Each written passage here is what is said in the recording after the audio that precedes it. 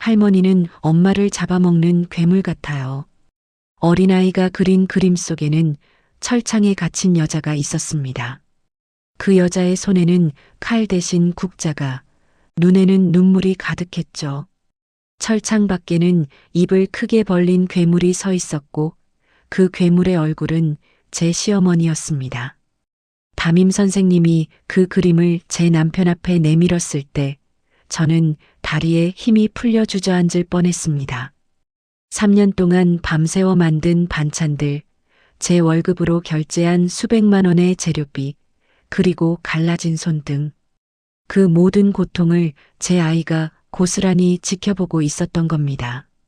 제 인내가 제 아이의 영혼을 갉아먹고 있었다는 사실을 깨달은 순간 저는 결심했습니다. 그녀가 목숨보다 아끼는 그 잘난 체면을 세상에서 가장 잔인한 방식으로 짓밟아 주겠다고 말이죠. 지옥 같은 반찬 공장의 문이 닫히고 진짜 복수가 시작됩니다. 안녕하세요. 사연 극장을 찾아주셔서 감사합니다. 사연 시작 전 구독과 좋아요 눌러주시고 댓글로 시청하고 계신 곳을 알려주시면 그곳에 항상 행복과 행운이 가득하기를 진심으로 바라겠습니다. 자, 그럼 사연 극장 시작합니다. 시계 바늘이 자정을 넘긴 시각에도 지연의 부엌은 쉴 틈 없이 돌아갔습니다. 거대한 냄비 안에서 간장 냄새가 진동하며 소고기가 갈색으로 졸아들고 있었습니다. 지연은 땀 범벅이 된 앞머리를 팔등으로 밀어 올리며 뜨거운 김을 내뿜는 장조림 냄비를 가스레인지에서 내려놓았습니다. 이게 벌써 몇 통째야? 지연은 식탁 위에 놓인 반찬 통들을 보며 중얼거렸습니다. 15인분의 장조림과 멸치볶음, 그리고 각종 밑반찬이 산처럼 쌓여 있었습니다. 낮에 시어머니 옥분에게 걸려온 전화 목소리가 지연의 귓가에 다시 환청처럼 들려왔습니다. 지연아, 이번 주말에 작은 어머니네랑 고모네 식구들 다 모이는 거 알지? 너 장조림 솜씨가 좋다고 다들 난리더라. 넉넉하게 15인분만 준비해라. 우리 손주 건강한 거 먹여야 한다는 핑계로 내가 생색 좀 낼게. 옥부는 통화 끝에 생활비라며 5만 원권 2장을 지연의 손에 쥐어주었지만 오늘 지연이 대형마트에서 결제한 식재료비만 벌써 30만 원을 훌쩍 넘었습니다. 지연은 식탁 위에 놓인 영수증을 빤히 바라보았습니다. 이번 달에도 지연의 월급은 시댁 식구들의 입으로 고스란히 들어갈 판이었습니다. 부엌 한 구석에서 바스락거리는 소리가 났습니다. 지연이 고개를 돌리자 아들 준호가 거실 소파 밑에 앉아 편의점 삼각김밥 포장지를 뜯고 있었습니다. 지연은 가슴이 철렁 내려앉아 준호에게 달려갔습니다. 준호야, 너 왜 아직 안 자고 이걸 먹고 있어? 엄마가 밥 차려준다고 했잖아. 지연이 준호의 손에서 김밥을 뺏으려 하며 말했습니다. 준호는 멍한 눈으로 엄마의 뒷모습을 바라보다가 작게 대답했습니다. 엄마가 너무 바빠 보여서요. 부엌에 들어가지 말라고 할머니가 그랬단 말이에요. 준호는 엄마의 거칠어진 손등을 물끄러미 쳐다보며 남은 김밥을 입에 밀어 넣었습니다. 지연은 아이를 안아주고 싶었지만 손에서 진동하는 간장 냄새 때문에 선뜻 다가가지 못했습니다. 그때 안방에서 잠들어 있던 남편 민수가 눈을 비비며 거실로 나왔습니다. 민수는 식탁 위에 쌓인 반찬 통들을 보더니 만족스러운 듯 웃었습니다. 와, 진짜 많네. 당신 고생했다. 우리 엄마가 당신 손맛 하나는 끝내준다고 동네방네 자랑하더라. 민수가 식탁 의자에 앉아 장조림 한 점을 집어먹으며 말했습니다. 지연은 빨갛게 충혈된 눈으로 민수를 쏘아보았습니다. 민수 씨, 나 오늘 퇴근하고 나서 한숨도 못 잤어. 손등 갈라진 것 좀 봐. 이거 다 당신네 친척들 보낼 거야. 재료비도 내 월급에서 다 나갔다고. 지연이 갈라진 목소리로 호소했습니다. 민수는 젓가락을 내려놓고 귀찮다는 듯 고개를 돌렸습니다. 아이 참, 엄마가 고맙다고 하잖아. 가족끼리 돈 몇 푼 가지고 그러지 말자. 당신이 조금만 참으면 집안이 화목한데 왜 자꾸 예민하게 굴어? 민수는 하품을 하며 다시 안방으로 들어가 버렸습니다. 방관자의 태도로 일관하는 남편의 등 뒤로 지연의 한숨이 무겁게 떨어졌습니다. 지연의 스마트폰이 요란하게 진동했습니다. 시댁 단체 대화방에 알림이 쉴 새 없이 올라오고 있었습니다. 신우이가 메시지를 보냈습니다. 언니, 지난번 김치는 좀 짜더라고요. 이번에는 간 좀 약하게 해서 보내주세요. 아, 그리고 저희 집은 멸치볶음에 견과류 꼭 넣어주시는 거 잊지 마시고요. 다른 친척들도 기다렸다는 듯 한마디씩 보탰습니다. 지연아, 나도 이번에 장조림 좀 넉넉히 보내줘. 애들이 그것만 찾네. 감사하다는 말 한마디 없는 무례한 품평회에 지연은 입술을 꽉 깨물었습니다. 지연은 아무런 답장을 하지 않은 채 옥분이 보낸 무리한 요구사항들과 자신이 결제한 영수증들을 사진으로 찍기 시작했습니다.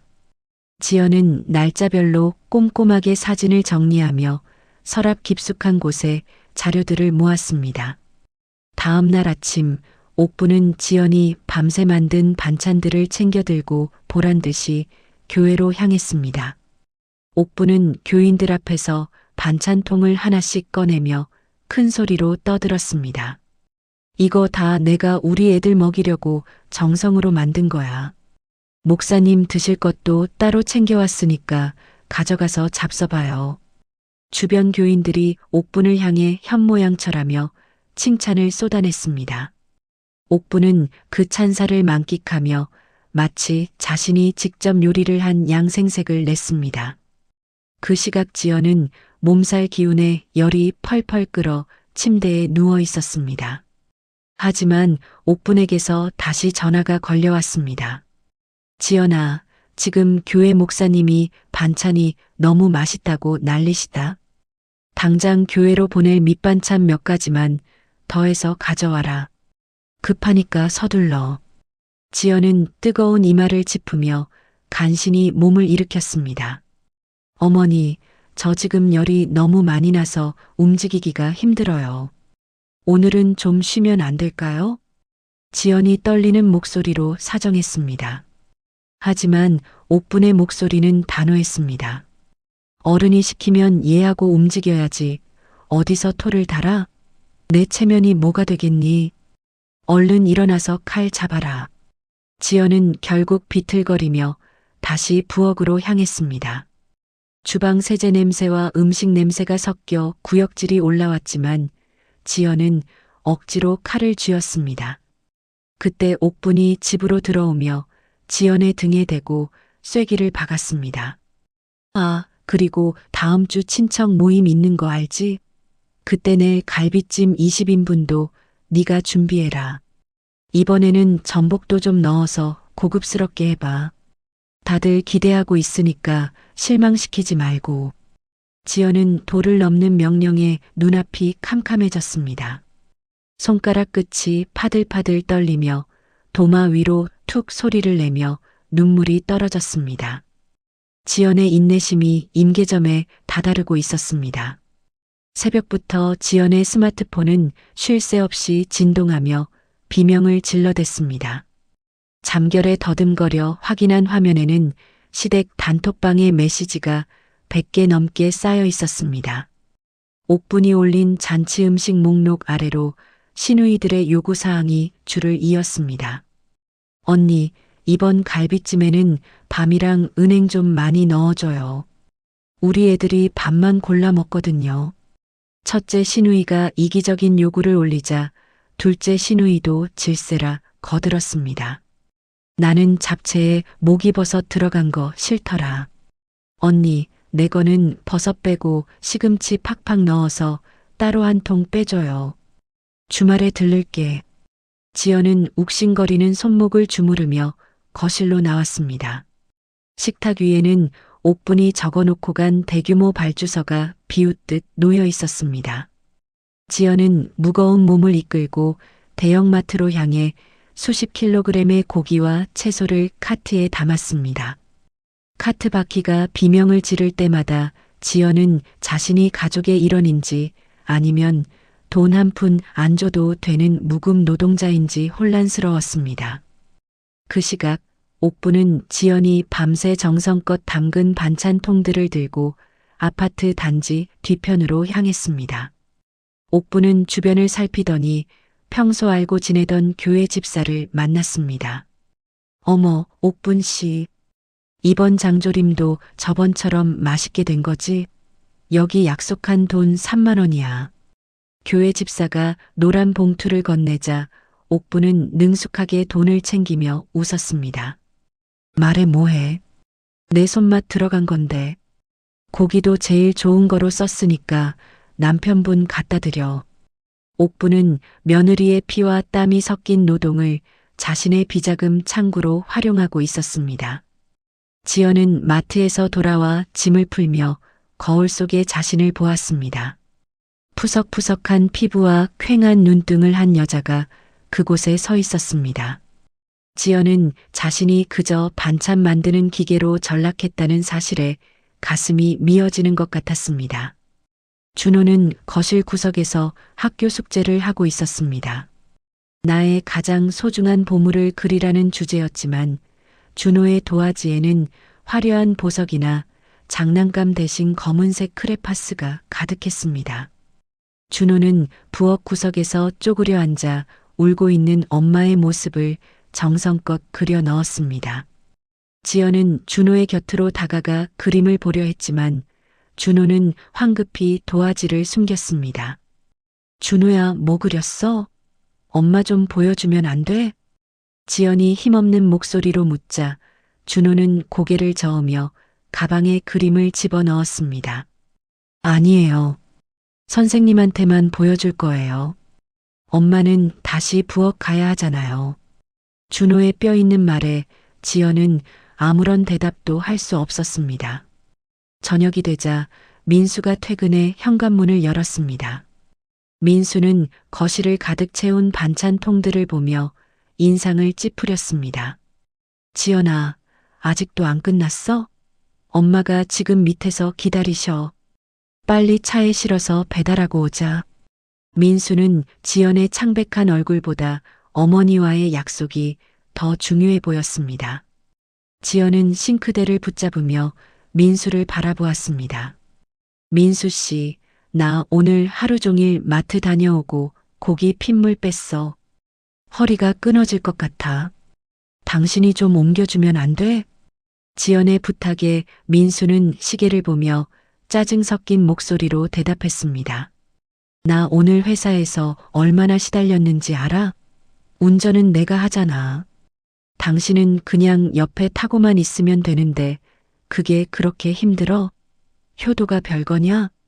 민수는 지연을 재촉하며 반찬통들을 거칠게 들고 나갔습니다. 차 안에서도 지연의 핸드폰은 친척들의 직접적인 요구 전화로 시끄러웠습니다. 옥분의 친척 언니라는 여자가 대뜸 전화를 걸어 지연에게 훈수를 두었습니다. 지연아, 우리 집에는 멸치를 안 먹으니까 이번에는 다른 걸로 대체해줘. 그리고 지난번 김치는 좀 쉬었더라. 이번엔 신경 좀 써라. 지연은 전화를 끊고 통장 잔고를 확인했습니다. 식재료비를 감당하느라 생활비 통장은 이미 바닥이 나 있었습니다. 시댁에 도착해 반찬을 넘겨주자 옥부는 고맙다는 말 대신 봉투 하나를 툭 던졌습니다. 여기 5만 원이다. 이번에 고기 비싸다면서 이걸로 보탰어. 지연은 봉투를 보며 기가 막혀 옥분에게 따져 물었습니다. 어머니, 이번에 들어간 재료비만 50만 원이 넘어요. 생활비가 하나도 없어서 대출까지 생각하고 있어요. 정당하게 재료비는 주셔야죠. 지연의 요구에 옥부는 눈을 부릅뜨며 소리를 질렀습니다. 너 지금 나한테 유세 떠니? 네가 우리 집 며느리 노릇하는 게 돈 때문이야? 아들 키워놨더니 며느리라는 게 돈 몇 푼에 벌벌 떨고 있네. 민수는 옆에서 어머니의 기세에 눌려 입을 꾹 다물고 있었습니다. 지연은 배신감과 모멸감에 휩싸여 집으로 돌아왔습니다. 다음 날 준호의 담임 선생님은 준호를 상담실로 불렀습니다. 준호가 제출한 그림과 상담 일지에는 충격적인 내용이 가득했습니다. 준호야, 이 그림에 있는 사람이 누구니? 선생님이 묻자 준호는 떨리는 목소리로 대답했습니다. 우리 엄마예요. 엄마는 매일 부엌에 갇혀 있어요. 할머니가 자꾸 엄마를 부려먹어서 엄마는 노예 같아요. 우리 집에는 맛있는 냄새가 나는데 나는 먹을 게 없어요. 준호의 고백은 조용한 상담실에 큰 파장을 일으켰습니다. 선생님은 준호의 눈에서 깊은 공포와 슬픔을 발견하고 일지에 기록하기 시작했습니다. 지연이 부엌이라는 감옥에 갇혀 있는 동안 준호는 그 모습을 보며 마음의 병을 앓고 있었습니다. 가문의 치부가 외부로 조금씩 새어나가고 있었지만 시댁 식구들은 여전히 다음 주문을 고민하고 있었습니다. 햇살이 밝게 내리쬐는 오후였지만 초등학교 교실 뒷자리에 앉은 준호의 주변에는 무거운 공기만 감돌았습니다. 담임 선생님인 민정은 수업 내내 멍하니 창밖을 보거나 공책에 무언가를 끄적이는 준호를 유심히 지켜보았습니다. 수업이 끝난 뒤 민정은 슬그머니 준호의 자리로 다가가 펼쳐진 공책을 확인했습니다. 공책 여백에는 엄마를 구해주세요라는 글자가 날카로운 볼펜 자국으로 수없이 반복되어 적혀 있었습니다. 민정은 가슴이 철렁 내려앉아 준호를 조용히 복도로 불렀습니다. 준호야, 이 글씨들 말이야. 무슨 일이 있는지 선생님한테 말해줄 수 있니? 민정이 준호의 어깨를 가볍게 다독이며 물었습니다. 준호는 대답 대신 고개를 푹 숙인 채 바닥만 발끝으로 툭툭 찼습니다. 민정은 어제 준호가 그린 그림을 다시 떠올렸습니다. 사방이 가시덤불로 막힌 부엌에 갇혀 눈물을 흘리는 여자와 그 뒤에서 입을 크게 벌리고 있는 괴물 할머니의 형상입니다. 이것은 단순한 상상력이 아니라 가정 내에서 벌어지는 심각한 정서적 학대와 방임의 신호였습니다. 민정은 곧장 학교 상담사를 찾아가 긴급 면담을 요청하며 일지를 내밀었습니다. 상담 선생님, 준호의 상태가 심상치 않아요. 아이가 그린 그림이나 일기를 보면 엄마가 겪는 고통을 그대로 흡수하고 있는 것 같습니다. 조치가 필요해요. 민정은 단호한 목소리로 준호의 심리적 위기 상황을 설명했습니다. 같은 시각 지연은 어지럼증을 참으며 부엌 바닥에 앉아 멸치똥을 고르고 있었습니다. 거칠어진 손등은 이미 곳곳이 갈라져 피딱지가 앉아 있었습니다. 지연은 주머니에서 휴대폰을 꺼내 시어머니 옥분과의 통화 녹음 버튼을 눌렀습니다. 옥분의 고함 소리가 거실을 가득 채웠습니다. 야, 너 친정에서 전복 보내왔다며? 그걸 왜 네가 먹니? 당장 들고 와서 전복장 담가라. 내 친구들한테 한 통씩 돌리게 해. 지연은 이 모욕적인 지시가 담긴 녹취록을 저장하고 낡은 가계부를 펼쳤습니다. 그동안 반찬 재료비로 빠져나간 수백만 원의 카드 명세서들이 날짜별로 꼼꼼하게 붙어 있었습니다. 지연은 마른 세수를 하며 떨리는 손으로 갈라진 손등 사진을 찍어 보관함에 넣었습니다.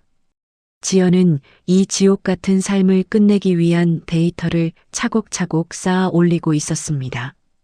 잠시 후 현관문이 열리더니 옥분이 비밀번호를 누르고 제 집처럼 들어왔습니다.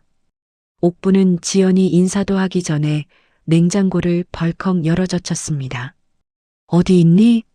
그 전복들. 옥분은 지연의 친정 부모님이 딸 기운 차리라고 보내준 최고급 전복 상자를 거칠게 꺼내 들었습니다. 지연이 옥분의 팔을 붙잡으며 힘겹게 말했습니다. 어머니, 그건 저희 엄마 아빠가 저 먹으라고 보내주신 거예요. 제가 몸이 너무 안 좋아서. 옥부는 지연의 손을 매정하게 뿌리치며 콧방귀를 꼈습니다. 내 몸 챙길 시간에 시어머니 체면이나 챙겨라. 이런 귀한 걸 네가 먹어서 뭐하니? 솜씨 발휘해서 전복장이나 맛있게 담가놔. 내일 교회 지인들 모임 있으니까 그때까지 무조건 완성해. 옥부는 전복 상자를 챙겨 폭풍처럼 집을 나갔습니다. 지연은 텅 빈 냉장고를 보며 허탈하게 웃음을 터뜨렸습니다. 이제는 눈물조차 나오지 않는 메마른 상태였습니다. 준호는 학교 상담실 소파에 깊숙이 몸을 파묻고 상담 교사와 마주 앉아 있었습니다. 준호야, 엄마가 부엌에 있을 때 어떤 기분이 들어? 상담 교사가 부드럽게 묻자 준호의 눈에서 굵은 눈물이 뚝 떨어졌습니다. 엄마가 할머니 전화를 받으면 손을 떨어요. 할머니 목소리가 거실까지 들리는데 엄마는 아무 말도 못하고 계속 요리만 해요. 엄마가 부엌에서 영영 못 나올까봐 무서워요. 아이의 입에서 나온 증언은 지연이 겪는 외상 후 스트레스 증상을 그대로 묘사하고 있었습니다. 상담 교사는 민정에게 고개를 끄덕이며 상황의 심각성을 공유했습니다. 아이의 정서적 불안이 임계점에 도달했습니다. 부모님을 당장 학교로 불러야 할 것 같습니다. 민정은 즉시 민수에게 전화를 걸었습니다. 하지만 민수는 회사 동료들과 시끌벅적한 고깃집에서 회식을 즐기느라 전화를 받지 않았습니다. 민수는 아내가 집에서 전복 손질을 하느라 손가락이 퉁퉁 부어오른 사실은 꿈에도 모른 채 술잔을 기울이고 있었습니다. 야, 우리 와이프가 요리 하나는 끝내주거든. 우리 엄마가 인정한 손맛이라니까. 민수가 동료들에게 아내의 희생을 자랑스럽게 떠벌리며 웃었습니다. 그날 밤 지연은 깊은 어둠 속에서 거울을 보았습니다. 자신의 삶이 송두리째 사라지고 아들의 미소마저 잃어가고 있다는 공포심이 지연을 덮쳤습니다. 지연은 더 이상 물러설 곳이 없음을 직감했습니다. 다음 날 오전 학교 상담실에서 지연의 휴대폰으로 먼저 연락이 왔습니다. 상담 교사의 목소리는 신중하면서도 무거웠습니다. 준호 어머니, 준호가 겪는 심리적 압박감이 매우 위험한 수준입니다. 가정 내 상황이 아이에게 전이되어 정서적 학대에 가까운 상태예요. 변화가 없으면 준호는 더 버티기 힘들 겁니다. 전화를 끊은 지연은 가슴을 쥐어짜며 오열했습니다. 자신의 인내가 아이의 영혼을 갉아먹고 있었다는 사실이 비수처럼 꽂혔습니다.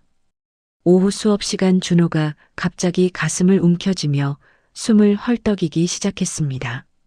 얼굴이 하얗게 질린 채 과호흡 증세를 보이는 준호를 보고 민정은 비명을 지르며 아이를 양호실로 옮겼습니다. 민정은 다급하게 민수에게 다시 전화를 걸었습니다. 이번에는 수십 번의 신호 끝에 민수가 전화를 받았습니다. 여보세요? 무슨 일이시죠? 민수의 한가로운 목소리에 민정이 분노를 억누르며 외쳤습니다. 준호 아버님, 지금 준호가 학교에서 과호흡으로 쓰러졌습니다. 당장 학교 상담실로 오세요. 이건 아이의 생존 문제입니다. 민정의 날카로운 명령에 민수는 얼어붙은 듯 아무 말도 하지 못했습니다. 지연과 준호의 비명이 학교 담장을 넘어 민수의 안일한 세상을 흔들기 시작했습니다. 민수는 상사의 눈치를 보며 서류를 정리하다가 다급하게 울리는 전화를 받았습니다. 담임 선생님의 목소리는 평소와 달리 서늘하고 단호했습니다. 아들이 과호흡으로 쓰러졌다는 소식은 평온하던 민수의 일상을 단번에 산산조각 냈습니다. 민수는 앞뒤 재지 않고 회사 문을 박차고 나가 학교로 달려갔습니다. 상담실 문을 열자마자 민수의 눈에 들어온 것은 창백한 얼굴로 침대에 누워있는 준호였습니다.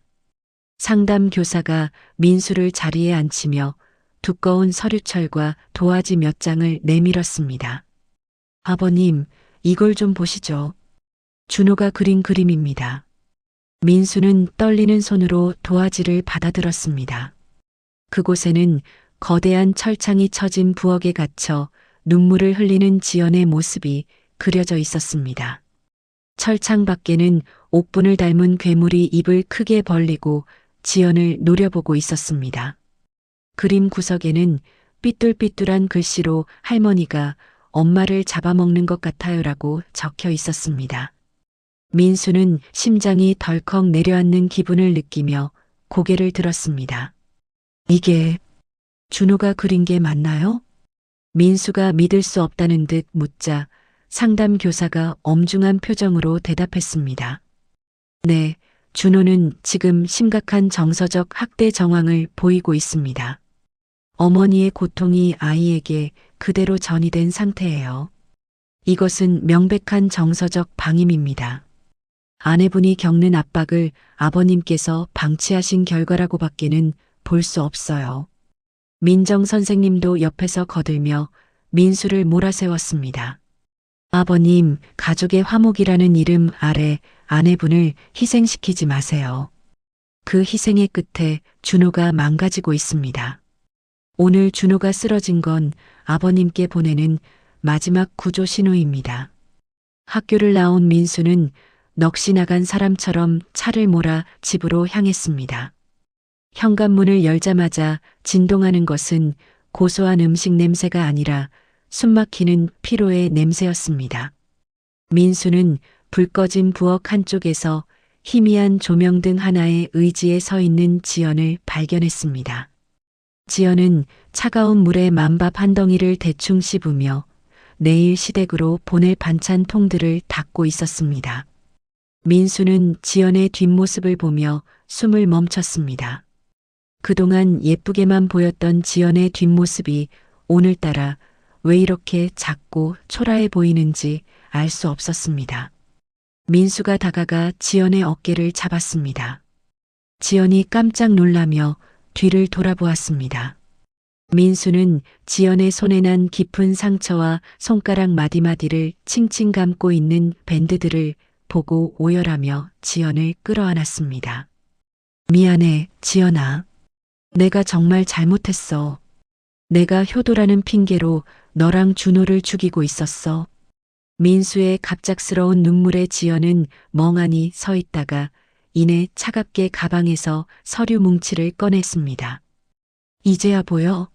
민수 씨, 내가 지난 3년 동안 어떻게 살았는지 똑똑히 봐. 지연이 내민 서류에는 옥분이 보낸 입에 담지 못할 모욕적인 메시지들과 반찬 재료비로 날린 수천만 원의 가계부 기록이 빼곡하게 정리되어 있었습니다. 민수는 메시지들을 하나하나 읽으며 배신감에 몸을 떨었습니다. 우리 엄마가 정말 너한테 이런 말들을 했다고? 그리고 재료비도 네가 다 냈어? 민수가 떨리는 목소리로 묻자 지연은 옥분의 통화 녹음 파일 하나를 재생했습니다. 야, 너 친정에서 보낸 전복으로 장 담갔냐? 그거 내가 교회 권사님한테 5만 원 받고 팔기로 했으니까 내일 아침까지 가져와라. 돈은 내가 챙길 거니까 헛꿈 꾸지 말고. 녹음기 너머로 들리는 옥분의 탐욕스러운 목소리에 민수는 머리를 망치로 맞은 듯한 충격을 받았습니다. 자신의 어머니가 며느리의 노동을 이용해 뒷돈을 챙기고 있었다는 사실에 민수는 배신감과 구역질을 느꼈습니다. 지연아, 내가 정말 멍청했어. 우리 가족을 지키겠다고 하면서 정작 가장 소중한 사람들을 벼랑 끝으로 밀고 있었네. 민수는 눈물을 닦으며 지연의 손을 꼭 잡았습니다. 그의 눈빛에는 그동안 본 적 없는 서늘한 결단력이 서려 있었습니다. 민수는 지연의 스마트폰을 가져와 시댁 단체 대화방을 열었습니다. 그곳에는 여전히 시누이들과 친척들의 무례한 요구사항들이 올라오고 있었습니다. 민수는 떨리는 손으로 그동안 지연을 괴롭혔던 모든 대화 내용을 하나하나 캡처하여 자신의 핸드폰으로 전송했습니다. 그리고 지연을 침대에 눕힌 뒤 거실 식탁에 앉아 시댁 단톡방에 글을 쓰기 시작했습니다. 민수가 단톡방에 메시지를 전송하자마자 정적을 깨는 알림음이 요란하게 울렸습니다. 준호가 오늘 학교에서 쓰러져 병원에 실려갔습니다. 원인은 정서적 학대와 가정 내 불화라고 합니다. 민수의 글에 시누이들이 당황하며 답장을 보냈습니다. 어머, 준호가 왜? 민수야, 우리가 뭘 어쨌다고 그래? 그냥 반찬 좀 부탁한 것뿐인데. 민수는 분노를 억누르며 마지막 경고 문구를 작성했습니다. 이제부터 내 아내를 반찬 공장 취급하는 사람은 내 손에 죽습니다. 어머니 포함해서 누구든 한 번만 더 반찬 타령하면 그날로 인연 끊겠습니다. 각오들 하세요. 메시지를 전송한 민수는 단톡방의 알림을 끄고 휴대폰을 바닥에 내려놓았습니다. 민수는 어둠 속에서 잠든 준호의 머리를 쓰다듬으며 다짐했습니다. 다시는 이 작은 아이와 사랑하는 아내의 눈에서 눈물이 나게 하지 않겠다고 말입니다. 민수의 각성은 이제 막 시작되었고 시댁이라는 거대한 성벽에 균열이 가기 시작했습니다. 다음 날 아침 지연의 집 현관문이 부서질 듯 울려댔습니다. 비밀번호를 연신 틀려대며 신경질적으로 벨을 누르는 소리에 민수가 문을 열자 잔뜩 도끼 서린 얼굴에 옥분과 시누이 미니 민정이 들이닥쳤습니다. 옥분은 거실에 들어서자마자 가방을 바닥에 내팽개치며 소리를 질렀습니다. 어디서 배운 버릇이야? 감히 시어머니가 있는 단톡방에 그딴 망언을 올려? 옥분이 삿대질을 하며 민수의 가슴팍을 밀쳤습니다. 민수는 지연의 어깨를 감싸 안으며 지연을 방으로 밀어 넣었습니다. 지연아, 준호랑 방에 들어가 있어. 내가 부를 때까지 나오지 마. 민수가 단호한 어조로 말하며 방문을 닫았습니다. 민수는 거실 탁자 위에 미리 준비해둔 서류 더미를 올려놓았습니다. 옥부는 기가 찬다는 듯 코방귀를 뀌며 소파에 주저앉았습니다. 네가 드디어 미쳤구나. 마누라가 시키더냐? 제 새끼 아픈 걸 빌미로 시어머니를 공격해? 민수가 탁자를 탁 치며 옥분을 똑바로 쳐다보았습니다. 어머니, 제가 올린 메시지는 시작일 뿐입니다. 여기 이 영수증들 보세요. 지난 3년간 지연이가 시댁 반찬 만든다고 쓴 식재료비 영수증입니다. 총액이 얼마인지 아세요? 민수가 서류 뭉치를 옥분의 무릎 앞으로 던졌습니다. 옆에 있던 큰 시누이 미니가 슬쩍 영수증을 훑어보더니 입술을 삐죽였습니다. 민수야, 가족끼리 먹는 거 가지고 너무 치사하게 구는 거 아니니? 우리가 뭐 남이야? 민수가 미니를 매섭게 노려보며 휴대폰을 꺼내 녹음 파일을 재생했습니다. 거실에 옥분의 날카로운 목소리가 울려 퍼졌습니다. 야, 너 친정에서 전복 보내왔다며? 그걸 왜 네가 처먹니? 당장 들고 와서 전복장 담가라. 내 친구들한테 한 통씩 돌리게 해. 녹취록 속 옥분의 천박한 말투에 거실은 순식간에 정적에 휩싸였습니다. 옥분은 얼굴이 벌겋게 달아올라 부들부들 떨었습니다. 그때 방 안에서 지연이 서류 봉투를 들고 천천히 걸어 나왔습니다. 지연이 서류를 탁자 위에 내려놓으며 차분하게 말했습니다.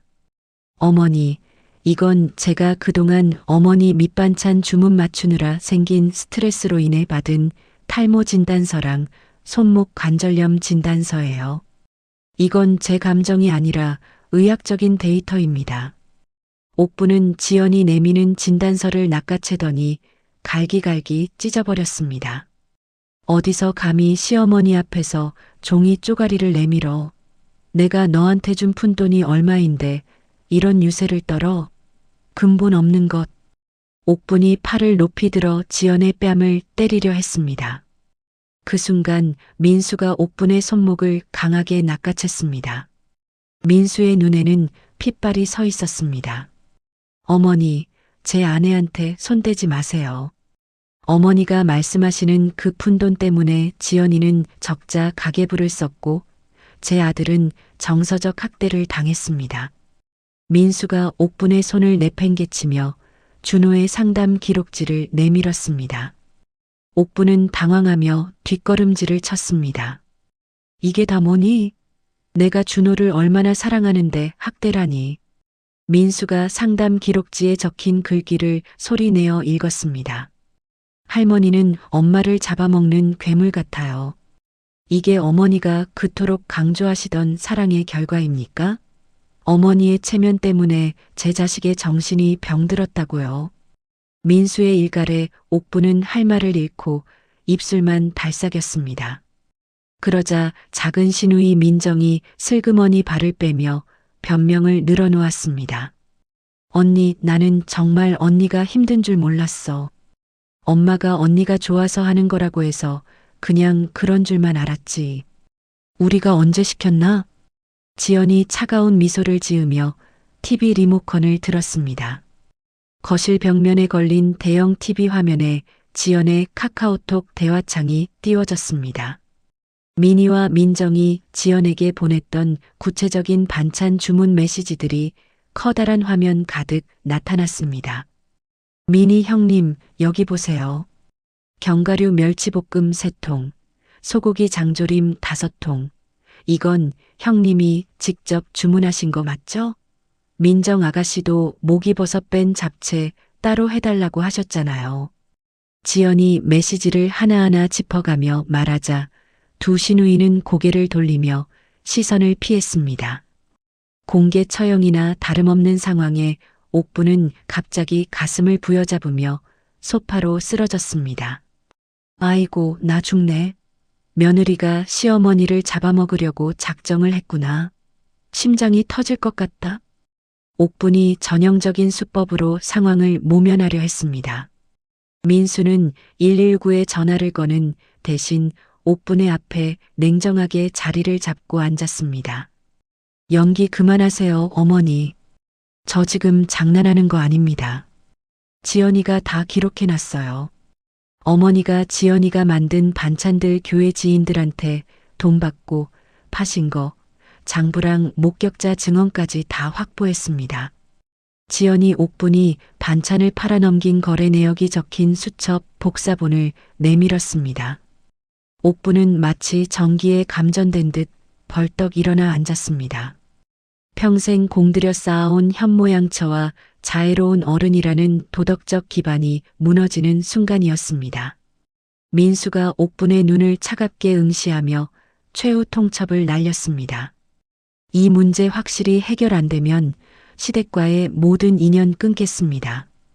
그리고 지연이가 쓴 재료비와 위자료 청구 소송도 진행할 겁니다.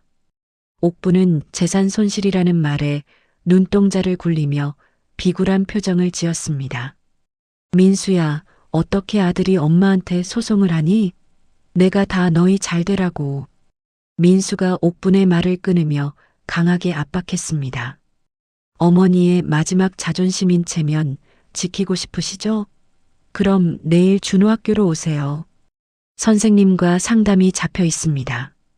직접 가서 어머니가 하신 행동이 아이에게 어떤 영향을 줬는지 설명하고 사과하세요. 옥분의 얼굴이 하얗게 질렸습니다. 학교라는 공적인 장소에서 자신의 민낯이 드러나는 것은 그녀에게 죽기보다 싫은 일이었습니다. 민수는 떨리는 손으로 서류를 정리하며 가족들을 향해 문을 가리켰습니다. 방으로 돌아가는 지연의 뒷모습은 여전히 위태로워 보였지만 민수의 단호한 어깨가 그 뒤를 든든하게 막아주고 있었습니다. 폭풍이 지나간 거실에는 차가운 침묵만이 감돌았습니다. 민수는 굳게 담은 입술로 핸들을 꽉 쥐었습니다. 조수석에 앉은 옥부는 창밖을 보며 연신 부채질을 해댔습니다. 차 안에는 차가운 에어컨 바람이 돌았지만 두 사람 사이의 열기는 식을 줄 몰랐습니다. 민수가 센터페시아에 놓인 두툼한 장부를 턱으로 가리키며 입을 열었습니다. 어머니, 이 장부에 적힌 입금 내역들 제가 다 확인했습니다. 지연이가 밤새 만든 반찬 팔아서 챙긴 돈이 1,000만 원이 넘더군요. 이거 다 어디에 쓰셨어요? 옥분이 코웃음을 치며 민수를 쏘아보았습니다. 야, 민수야. 내가 내 며느리 좀 부려먹기로 써니 누가 뭐라 하니? 그 돈 다 내가 복채로 쓰고 너희 잘 되라고 기도하는 데 썼다.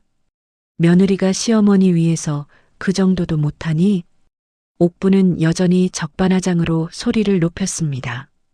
민수는 아무 대답 없이 조용히 블랙박스의 녹음 버튼을 눌렀습니다. 옥부는 아들의 침묵을 승리로 착각했는지 더욱 기세등등하게 말을 이어갔습니다. 지연이 그 물건도 웃겨. 시어머니가 좀 팔았었기로 써니 그걸 장부까지 적어서 너한테 일러 바치니? 여자가 속이 그렇게 좁아서 어디에 쓰겠어? 학교 정문에 도착하자 옥분의 목소리가 잦아들었습니다. 평소 체면을 목숨처럼 아끼던 옥분은 교문이 삼엄한 분위기에 눌려 옷매무새를 가다듬었습니다. 민수는 상담실 문을 열며 옥분에게 먼저 들어가라는 손짓을 했습니다. 상담실 안에는 담임 선생님 민정과 상담 교사가 엄숙한 표정으로 기다리고 있었습니다. 민정이 옥분에게 자리를 권하며 서류 한 장을 내밀었습니다. 어머님 오시느라 고생하셨습니다. 준호의 심리 상태가 생각보다 심각해서 직접 모셨습니다. 옥분은 어색한 미소를 지으며 자리에 앉았습니다. 선생님, 우리 준호가 원래 좀 예민해서 그래요. 집안에 아무 문제 없는데 애가 괜히 겁이 많아서. 상담 교사가 옥분의 말을 자르며 준호가 그린 괴물 할머니 그림을 테이블 중앙에 놓았습니다. 그림 속 옥분은 입가에 피를 묻힌 채 지연의 팔을 잡아당기고 있었습니다. 옥분은 그림을 보자마자 얼굴이 하얗게 질려 손을 떨었습니다. 이게 뭐예요? 준호가 나를 이렇게 그렸다고요? 상담 교사가 냉철한 목소리로 분석 결과를 설명했습니다. 아이의 눈에 비친 할머니는 사랑을 주는 어른이 아니었습니다. 자신의 엄마를 착취하고 괴롭히는 포식자였죠. 준호는 지금 할머니를 가족이 아니라 공포의 대상으로 인식하고 있습니다. 어머님이 하신 행동들은 아동학대의 범주에 들어가는 정서적 방임이자 가해입니다. 포식자라는 단어가 나오자 옥부는 자리에서 벌떡 일어났습니다. 무슨 말씀을 그렇게 하세요? 내가 내 손주를 얼마나 아끼는데 며느리 좀 가르친 게 무슨 죄라고. 민정이 옥분의 눈을 똑바로 응시하며 서류 가방에서 또 다른 자료를 꺼냈습니다. 어머님, 준호가 문 밖에서 다 듣고 있습니다. 아이는 지금 할머니가 엄마한테 사과하기를 기다리고 있어요. 아이 앞에서 끝까지 변명만 하실 건가요? 옥부는 문 쪽을 힐끗 보더니 입을 다물었습니다. 상담실 안의 정적은 옥분을 더욱 숨막히게 했습니다. 평생 남들에게 자비로운 시어머니로 불리길 원했던 그녀의 욕망이 가장 치욕스러운 방식으로 무너지고 있었습니다.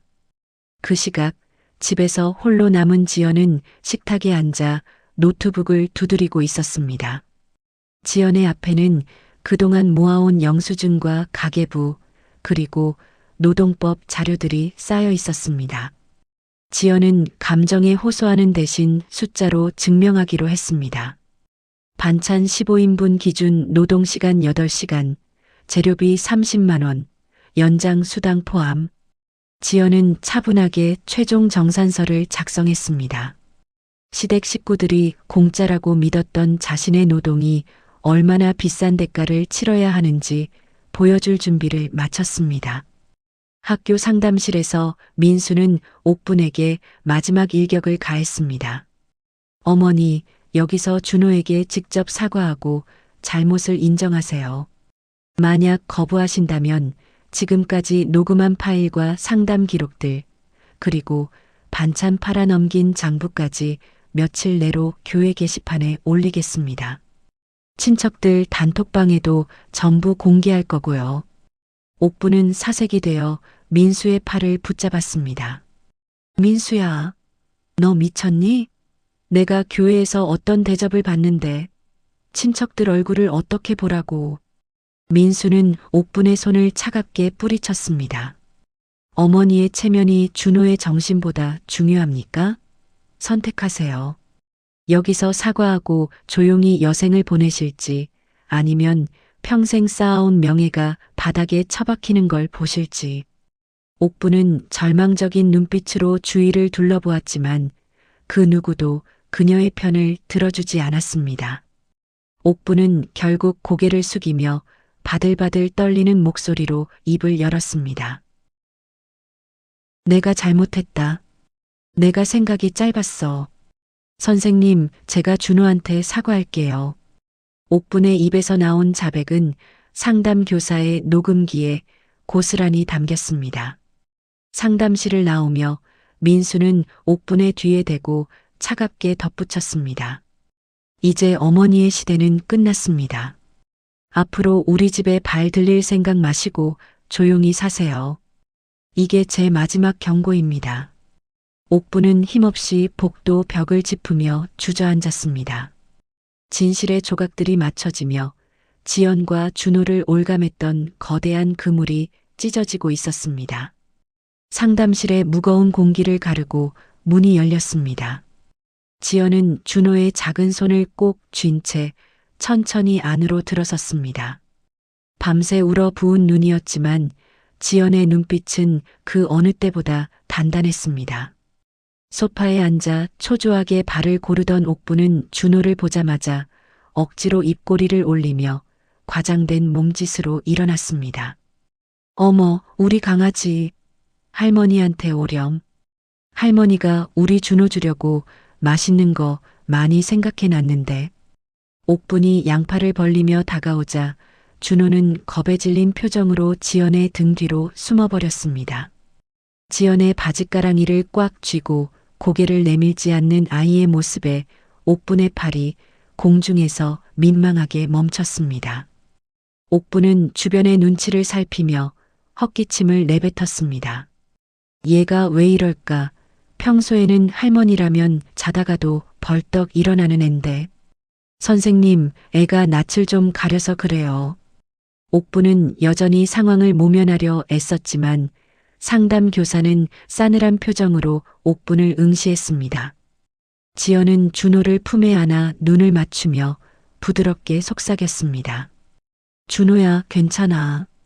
엄마한테 하고 싶었던 말 여기서 다 해도 돼. 아무도 준호 혼내지 않아. 엄마의 격려에 준호가 조심스럽게 고개를 들었습니다. 준호는 옥분을 빤히 바라보다가 울먹이는 목소리로 입을 열었습니다. 할머니가 전화하면 엄마가 부엌에서 안 나와서 너무 슬펐어요. 밥 먹을 때도 엄마는 계속 서 있고 할머니는 엄마한테 소리만 지르고 나는 엄마랑 놀고 싶은데 엄마는 맨날 맛있는 냄새가 나는 옷만 입고 잠들어요. 아이의 진심 어린 고백이 적막한 상담실에 비수처럼 꽂혔습니다. 옥부는 당혹감에 얼굴을 붉히며 손을 내저었습니다. 준호야, 할머니는 다 우리 가족 맛있는 거 먹이려고 그런 거지. 할머니가 엄마를 얼마나 아끼는데. 준호는 고개를 세차게 흔들며 소리를 높였습니다. 거짓말. 할머니가 전화하면 엄마는 손을 떨어요. 할머니는 괴물 같아요. 엄마를 부엌에 가두는 괴물. 준호의 외침에 옥부는 마치 벼락이라도 맞은 듯 멍한 표정을 지었습니다. 평생 공들여 쌓아온 자비로운 어른의 가면이 가장 사랑한다고 자부했던 손주 앞에서 산산조각이 났습니다. 옥부는 생전 처음 느껴보는 수치심에 몸을 떨며 주저앉았습니다. 민정 선생님이 옥분에게 다가가 단호하게 일갈했습니다. 어머님 들리십니까? 아이에게 필요한 건 어머님이 생색내며 주문한 반찬이 아니라 웃으면서 아이를 안아주는 엄마의 얼굴입니다. 오늘 이 자리에서 어머님이 가진 그 뒤틀린 권력을 완전히 내려놓으세요. 민수는 이 광경을 묵묵히 지켜보다가 지연의 곁으로 다가갔습니다. 민수는 자신의 주머니에서 지연의 휴대폰을 꺼내 지연의 손에 쥐어주었습니다. 지연아, 이제 내 손으로 직접 끝내. 더 이상 저 사람들 목소리 들을 필요 없어. 지연은 떨리는 손으로 휴대폰을 켜 시댁 단체 대화방에 접속했습니다. 여전히 시누이들이 올린 다음 주 반찬 목록이 화면을 가득 채우고 있었습니다. 지연은 준호가 보는 앞에서 방 나가기 버튼을 눌렀습니다. 준호야, 이제 엄마 부엌에서 나갈게. 이제 준호 옆에만 있을 거야. 지연이 단톡방을 삭제하자 옥부는 마지막 자존심이라도 챙기려는 듯 웅얼거렸습니다. 네가 어떻게 이럴 수 있니? 사돈 어른들이 알면 내가 뭐가 되겠어. 내 체면을 생각해서라도 이건 좀 심하지 않냐? 옥부는 끝까지 지연의 친정 부모님을 언급하며 위협하려 했습니다. 바로 그 순간 상담실 문이 거칠게 열리며 한 중년 여성이 당당한 걸음으로 들어섰습니다. 지연의 친정 엄마 명숙이었습니다. 명숙은 평소에 인자한 모습은 온데간데 없이 얼음처럼 차가운 표정으로 옥분을 내려다보았습니다. 사돈, 내 체면 걱정은 안 하셔도 됩니다. 이미 내 딸 인생 망쳐놓은 사람 체면까지 내가 챙겨줄 여유는 없어서요. 명숙은 옥분 옆에 들고 있던 서류 가방을 쾅 소리 나게 내려놓았습니다. 옥분은 쏘스라치게 놀라며 자리에서 일어나려 했지만 민수가 문 앞을 가로막으며 옥분을 자리에 다시 앉혔습니다. 어머니, 장모님 말씀 들으세요. 피하지 마시고요. 명숙은 옥분의 눈을 뚫어지게 응시하며 서류 가방의 지퍼를 열었습니다. 명숙의 손에는 지연이 그동안 겪었던 고통의 흔적들이 담긴 서류들이 들려 있었습니다. 내 딸이 시댁에 시집간 거지 반찬 공장에 취직한 게 아니잖아요. 3년 동안 내 딸을 기계처럼 부려먹고 그 반찬 팔아서 뒷돈까지 챙기셨다면서요? 명숙은 감정을 절제하려 애쓰는 듯 했지만 목소리에는 숨길 수 없는 분노가 섞여 있었습니다.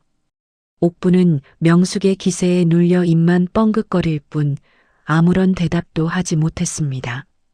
명숙은 상담실 안의 사람들을 하나하나 훑어본 뒤 옥분의 코앞으로 서류 뭉치를 밀어 넣었습니다. 사돈의 그 잘난 체면 때문에 내 딸과 내 손주의 영혼이 어떻게 썩어갔는지 이제부터 내가 하나하나 값으로 치러드리죠. 준비되셨나요? 상담실 안에는 다시 한번 서늘한 정적이 감돌았습니다.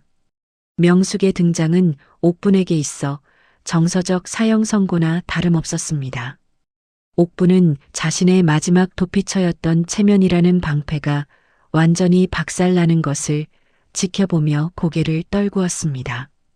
명숙은 서류 가방에서 노란색 봉투를 꺼내 옥분 앞 탁자에 내려놓았습니다. 옥분은 겁에 질린 눈으로 봉투를 바라보았습니다. 명숙이 차가운 목소리로 서류의 내용을 설명했습니다. 이건 지난 3년간 제 딸이 사돈댁을 위해 투입한 반찬 제조 및 가사 노동 비용 정산서입니다. 최저임금을 기준으로 연장 수당과 야간 수당 그리고 그동안 지연이가 자기 월급으로 결제한 식재료비까지 전부 합산했죠. 옥분이 떨리는 손으로 서류를 집어들었습니다. 마지막 페이지에 적힌 붉은색 숫자를 확인한 옥분의 입이 떡 벌어졌습니다. 8천만 원? 아니 사돈, 무슨 반찬값이 8천만 원이나 해요? 이거 사기 아니야? 옥분이 소리를 지르며 서류를 바닥에 내던졌습니다. 명숙은 눈 하나 깜빡이지 않고 옥분을 노려보았습니다. 사기라고요? 지연이가 밤새 만든 반찬을 교회 지인들에게 팔아넘긴 내역은 세금 신고하셨나요? 이거 정식으로 국세청에 탈세 혐의로 제보하고 준호가 겪은 고통까지 합쳐서 아동학대 방조로 고소하겠습니다. 법대로 하면 8천만 원으로 안 끝날 텐데요. 명숙의 서슬 펄언 경고에 옥부는 갑자기 가슴을 움켜쥐며 바닥으로 쓰러지는 신용을 했습니다. 아이고, 나 죽네. 사돈이 사람 잡네. 민수야, 너 보고만 있을 거니? 내 엄마가 죽겠다는데. 옥분이 민수의 바지가랑이를 붙잡고 울부짖었습니다. 하지만 민수는 옥분의 손을 차갑게 뿌리쳤습니다. 어머니, 연기 그만하세요. 제가 방관한 죗값은 제가 치르겠습니다. 당장 내일 이 집 명의를 지연히 앞으로 이전하겠습니다.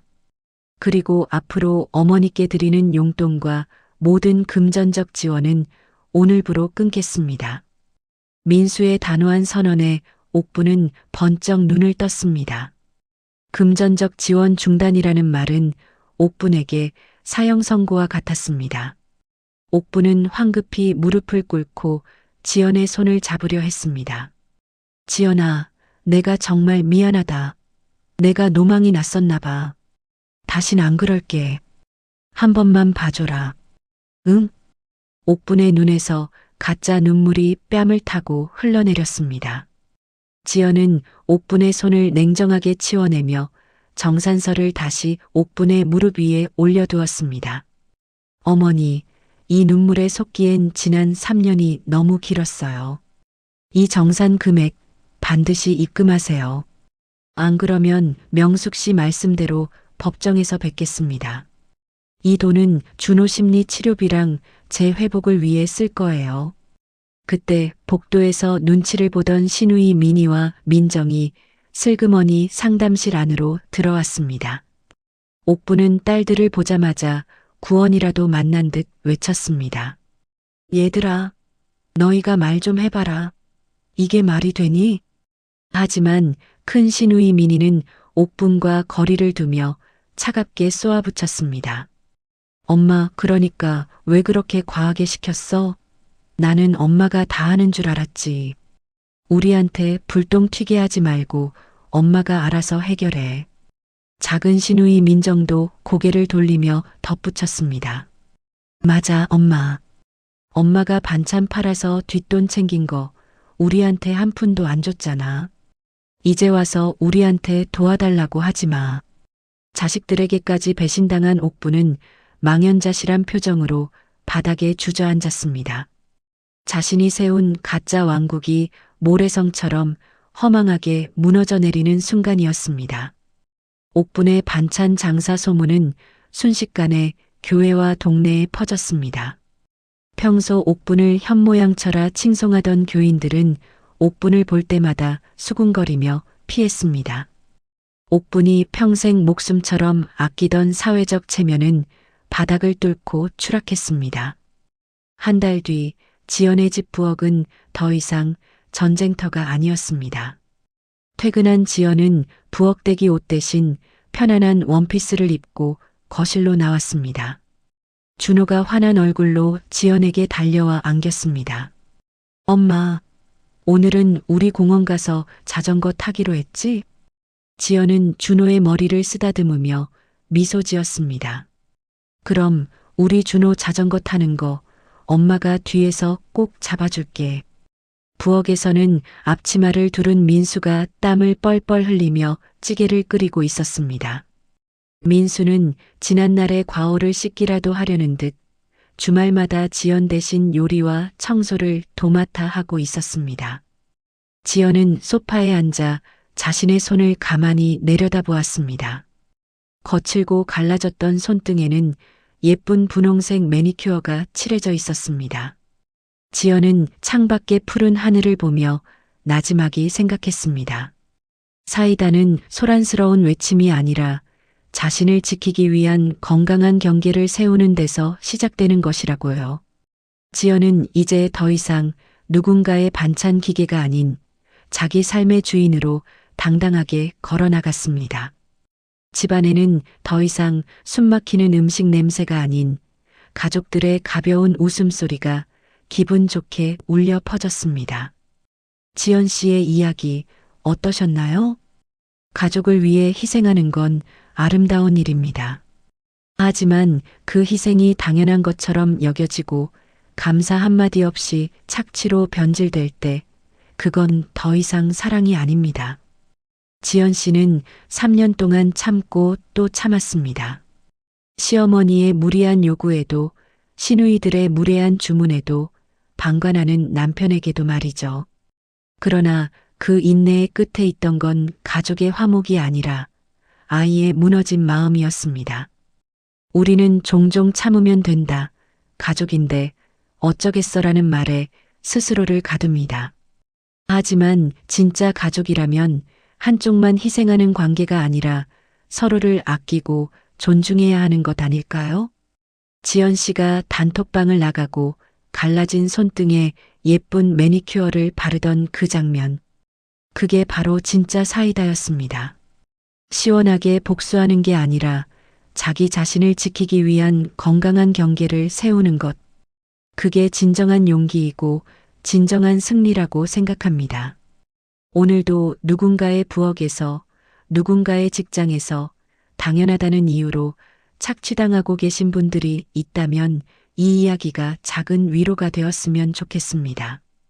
이야기를 끝까지 들어주신 분이 계시다면 잘 들었다고 댓글 하나만 남겨주세요. 감사합니다.